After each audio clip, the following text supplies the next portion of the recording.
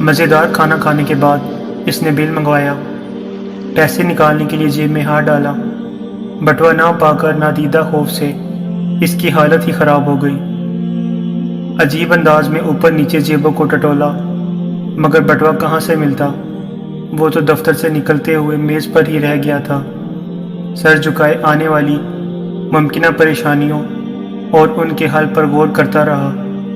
کوئی راہ نہ پا کر کاؤنٹر کی طرف چل دیا تاکہ اپنی گھڑی ضمانت کے طور پر رکھوا کر جائے اور پیسے لے کر آئے۔ بل میز پر رکھتے ہوئے کیشیئر کو ابھی کچھ کہنا ہی چاہتا تھا کہ وہ خود ہی بول پڑا، جائیں جی، آپ کا بل ادا ہو چکا ہے۔ حیرت کے مارے اس نے سوال کیا، مگر کس نے ادا کیا؟ کیشیئر نے کہا، ابھی آپ سے پہلے اس باہر جانے والے آدمی نے ادا کر دیا ہے۔ اس نے کہا، تو میں اسے کیسے واپس لوٹاؤں گا یہ پیسے؟ میں تو اسے جانتا ہی نہیں۔ کیشیئر نے کہا، کسی کو ایسی صورتحال میں پھنسا مجبور دیکھنا تو آپ بھی آگے بڑھ کر ادا کر دینا۔ نیکی اسی طرح تو آگے چلا کرتی ہے۔